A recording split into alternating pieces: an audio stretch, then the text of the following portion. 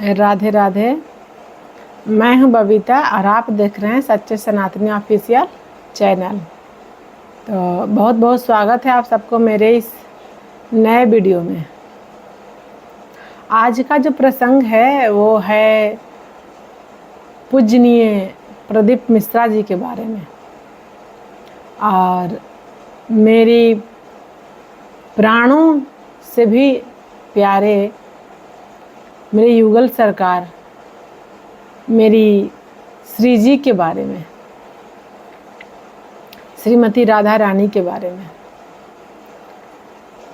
तो आजकल जैसा कि आप सब लोग देख रहे होंगे, जो भी अध्यात्म से जुड़े होंगे और जो भी मतलब आध्यात्मिक कथा उथा सुनते होंगे, तो सब लोग देख रहे होंगे कि आजकल सोशल मीडिया पे प्रदीप मिश्रा जी को सब कोई मतलब उनके बारे में अपने मन के अनुसार बोल रहे हैं। क्योंकि उनके मुख से कुछ ऐसे वचन निकले हैं। तो मैं क्या कहूँ, मैं किसी लायक नहीं हूँ और मैं किसी को कुछ कह सकूँ उस लायक तो बिल्कुल भी नहीं हूँ। पर मैं एक सनातनी हूँ और निम्बार्कीय सनातनी हूँ। युगल सरकार श्रीमती राधा रानी ही हमारे इष्ट हैं। तो इस नाते तो वो मेरे लिए सर्वोत्तम हैं, सबसे परे हैं, सबसे बड़े हैं। और रह गई बात प्रदीप मिश्रा जी का, तो प्रदीप मिश्रा जी भी हमारे सनातनी हैं और ज्ञानी भी हैं। बहुत सारे लोग उनके बारे में बहुत कुछ बोल रहे हैं, तो हमको सुन करके देख करके अच्छा नहीं लगता। सबसे पहली बात तो ये है कि ये जो बात है वो डिबेट की बात नहीं है। ये जो प्रसंग है ये डिबेट तक नहीं जानी चाहिए। ये आपस में जो हमारे शास्त्र के जो ज्ञाता हैं वो आपस में बैठ करके शास्त्रार्थ कर लें, लेकिन वो टीवी डिबेट में तो बिल्कुल भी इस प्रसंग के ले करके ना जाएं। वहाँ पे दोनों तो मेरे अपने ही हैं, दोनों मेरे अपने ही हैं। हम किसके बारे में क्या बोल सकते हैं। महारानी जी मेरी हैं, तो प्रदीप मिश्रा जी भी एक सनातनी हैं और वो भी मेरे हैं। रह गई बात कुछ बोलने ना बोलने की, तो देखिए उनका इतना दिन से वो सारे जो कथा कहते थे और कितने ना जाने कितने सनातनी जो भगवान से नहीं जुड़े हुए थे, उनको उनकी कथा सुन करके उनके टोने टोटके से उपाय करके और वो भगवान से जुड़ गए, भगवान शिव का उपासक बन गए और ना जाने कितने लोग भक्त बन गए। तो जो एक इंसान इतना मेहनत करते हैं हमारे सनातन धर्म के लिए, और बहुत सारे आज देखते होंगे उनकी कथा में या उनके जो धाम है वहाँ पे कितने सनातनी एकत्रित होते हैं। क्या एक कम बड़ी सौभाग्य की बात है? ये बहुत बड़ी सौभाग्य की बात है। हमारा सनातन को इतना आगे लेके जा रहे हैं, वो पहुँचाए हैं, तो इसके लिए उनको दिल से आभार और दंडवत प्रणाम भी है। लेकिन रह गई बात कि कभी अगर इंसान कुछ अगर उसका मुंह से गलत निकल भी जाए, तो उसके आगे के किए हुए कर्मों को देख करके माफ़ कर देनी चाहिए। और अपने ही उंगली को काटने से दर्द तो अपने ही होता है।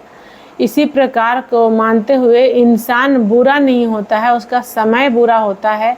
और जब समय थोड़ा सा खराब होता है, काल चक्र है भैया, ये तो चलते ही रहता है। तो जब इंसान का बुरा समय आता है तो इस प्रकार का बयान अपने आप मुख से निकल जाता है, ना चाहते हुए भी। रह गई बात गलती की, तो इस दुनिया में कोई भी ऐसा इंसान नहीं है जिससे कभी कोई गलती ना हुआ होगा। क्योंकि कभी भी गलती ना हो वो तो सिर्फ भगवान हो सकते हैं।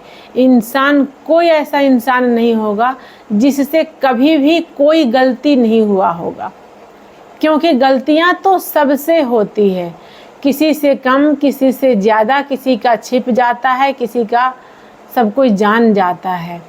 तो सब कोई अपने अंदर एक बार झांक ले कि हाँ, मेरे से भी कुछ गलती हुई है, और भविष्य में भी आगे ना चाहते हुए भी कभी भी कुछ भी हो सकती है, क्योंकि होनी अनहोनी, जन्म मरण, हानि लाभ, यश अपयश विधि हाथ है। तो 6 चीज़ भगवान अपने हाथ में रखे हैं, तो कब वो यश दिलवा देंगे किसको कितना, और कब किसको कितना वो अपयश दिलवा देंगे, ये तो उनका ही हाथ में है, इंसान के हाथ में नहीं है। तो किसी भी ऐसा इंसान को ऐसा नहीं है कि सिर्फ उसको यश ही मिलता है, कभी कभी उसको अपयश का भी सामना करना पड़ता है।